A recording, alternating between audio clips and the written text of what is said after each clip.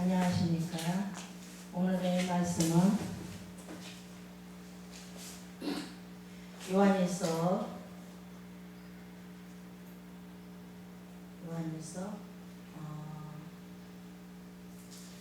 4장 요한일서 4장 15절에서 16절까지입니다. 누구든지 예수를 하나님의 아들이라 시인하면 하나님이 저 안에 거하시고 저도 하나님 안에 거하느니라.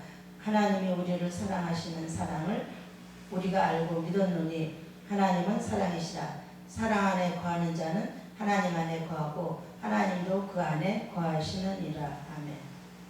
오늘 말씀의 제목은 하나님과 하나가 안 되는 이유입니다. 하나님과 하나가 안 되는 이유. 여기서 보면 오늘 누구든지 예수를 하나님의 아들이라 시인하면 그랬어요. 시인하면 하나님이 저 안에 거하시고 저도 하나님 안에 거하시는다 그랬어요. 분명히 예수 그리스도를 하나님의 아들이라고 시인하면 하나님이 우리 안에 계시고 우리가 주 안에 있겠다고 하나가 된다고 약속을 하셨습니다. 근데 예수 그리스도가 하나님의 아들이라는 것은 다 압니다. 아는데 성경에서 요구하는 그 안다는 거 그게 좀 다르죠. 성경에서 안다는 것하고 우리가 생각하는 안다는 거 이거하고는 좀 다르죠. 예를 들어서 옆집에 어떤 아저씨가 산다. 예를 들어서 철순의 엄마가 산다. 철순의 집이 옆에 산다. 그러면 그 철순의 부모를 우리가 알지요. 철순의 엄마 아빠를 우리가 알아요. 그러면 철순의 엄마 아빠를 아니까 그게 다인가요? 아니잖아요. 옆집에 철수 엄마 아빠가 산다는 것은 우리가 알아요. 근데 그 이상을 우리가 모르는 거예요. 그 사람이 좋은 사람인지 안 좋은 사람인지 그 사람 속에 무엇이 들어있는지 진실한 사람인지 사기꾼인지 우리가 그걸 모르는 거예요. 얼마만큼 진실한 사람인지 그 사람은 삶의 목적이 무엇인지 우리가 그런 것을 몰라요. 분명히 철순의 엄마 아빠라는 것만 알지 그 이상을 우리가 몰라요. 그것처럼 우리가 예수 그리스도를 얼마큼 아느냐, 예수 그리스도 하나님의 아들이라는 거 그 정도만 알고 있어요. 우리가 그 정도로만 알고 예수 그리스도가 무엇을 원하는지 어떤 심정을 가졌는지 우리에게 무엇을 요구하는지 이것을 깨달으려고 노력을 안 하고 그냥 옆집에 철수 엄마 아빠가 산다. 그분들은 나이가 몇 살이고 부자고 가난하고 이 정도만 아는 거예요. 겉모습만 아는 우리가 종교신앙생활 하는 경우가 많아요. 분명히 성경에서 너희는 그 나라와 그 의를 구하라 그리하면 모든 것을 주신다 그랬어요. 분명히 하나님과 우리가 동행하기를 하나님은 원하십니다. 동행하기를. 하나님과 우리가 주 안에서 하나가 돼서 동행하기를 원하시고 하나가 돼서 소통하기를 원하셔요. 근데 우리가 그것을 대부분이 다 못하고 있어요.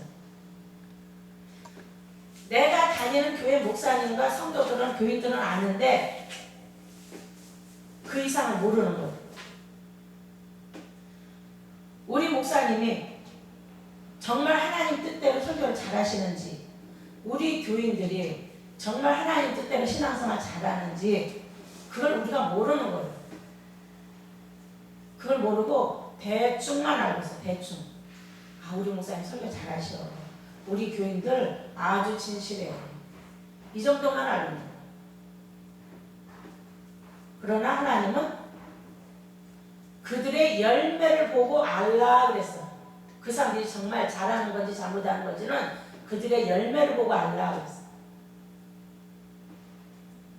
그러니까 하나님과 소통이 안 되니까 분명히 성령께서 우리 안에 거하시고 우리가 주 안에 있으면 우리는 너희는 무엇이든지 원하는 대로 구하라고 했어요. 그러면 다 이루어지겠다고. 그랬는데 우리가 기도를 하면은 어떤 거 이루어지는 경우도 있지만 중요한 것은 안 이루어져요. 중요한 것은 안 이루어져요. 예를 들어서 내가 돈 때문에 그냥 굉장히 쪼들린다. 우리 아들이 학교를 가면 대학교를 들어가야 되는데 대학교에 떨어졌다. 막 이런 것처럼 중요한 것들은 하나님의 뜻을 알고 싶은데 모르겠다. 그런 경우가 굉장히 많습니다. 하나님의 뜻에 대해서 얼마큼 아십니까? 그러면 대부분이 모른다고요.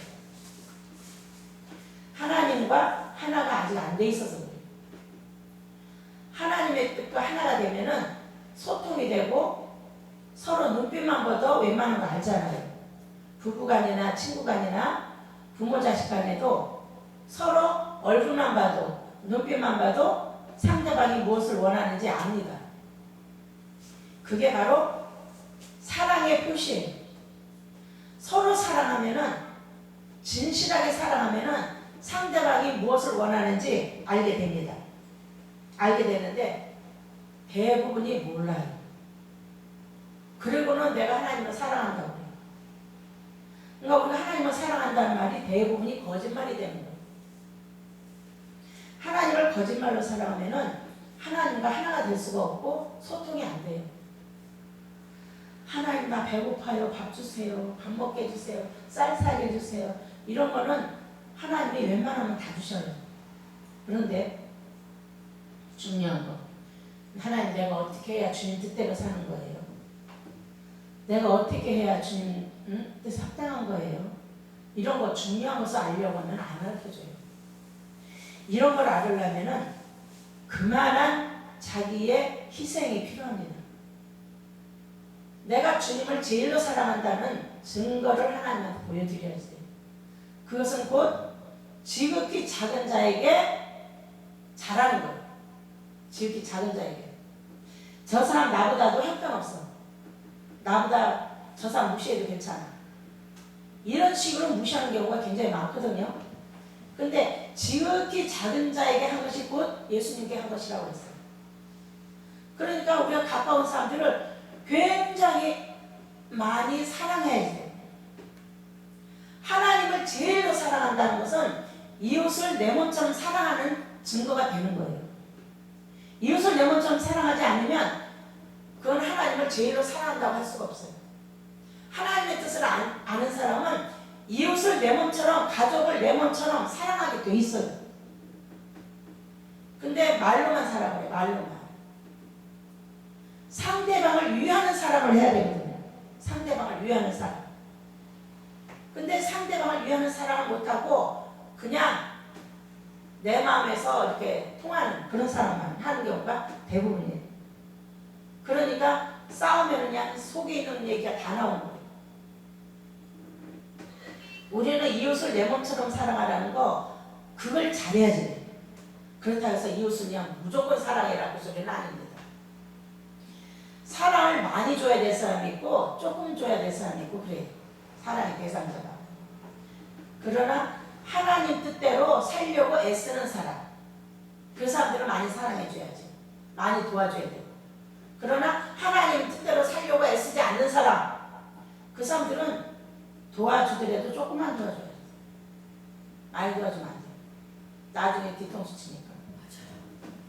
그러니까 하나님의 뜻을 제일로 사랑한다는 것은 다른 사람들의 영혼을 불쌍히 여기고 내가 그를 위해서 무엇으로 도와줄까? 사랑하니까. 예를 들어서 우리가 결혼을 해도 그렇잖아요. 요즘 젊은 그전에는 안 그랬는데 그전에는요. 결혼하고 연애하면은 남자가 돈을 다 썼어요. 남자가 돈을 다 쓰는데 요즘에는 어떻게? 반반씩 쓴다고 하더라고 또. 반반씩 부담하고 반반씩 써도 네 얼굴 네가 가려고 내 얼굴 내가 가려고 이런 식으로 한다고 하더라고. 그만큼 세상이 변했다는 증거지요. 옛날에는 남자들이 다 했었어요. 이런 거를. 남자들이 다 했어요. 이제 정이나 남자들이 돈이 없는 사람, 여자는 돈이 많대, 남자는 돈이 없거나 그런 사람들은 혹시 모르지요. 그런 사람들 여자가 돈 있으면 돈 있는 사람 써야지. 그 전에 저희 남편도 보니까 나 이렇게 결혼 전에도 보니까 나한테 뭔가를 하나 사줘놓고서는 돈이 모자라니까 가까운 데 가고 돈 빌려갖고 들어온 거예요. 가까운 집에 나 여기 잠깐 기다려. 나 여기 볼 일 있으니까. 그리고 나를 거기다 세워놓고 어디에 들어가갖고 돈 빌려갖고 들어온 거예요. 나한테 그 선물 사고 나니까 돈이 없는 거예요. 집에 데리고 가야 되는데 택시 타고 가고 택시를 버스 타고 가도 되는데 택시 태워서 가려고. 그랬는데 택시비가 없으니까 그거 아는 집에 가서 돈 빌려갖고 와갖고 나를 데리고 집에 가더라고. 택시 태워서. 그게 뭐예요? 자기 위신이잖아. 남자의 위신이잖아. 그리고 먼 데서 온 사람이고 손님이고 아직은. 그러니까 대우를 해줘야 될 거 아니야. 그러니까 나는 그분하고 이렇게 하면은 내가 돈을 안 쓰거든요. 그러니까 자기가 다 써. 근데 요즘 사람들 보니까 아니더라고. 그러니까 사내 못사내 소리가 나오는 거예요.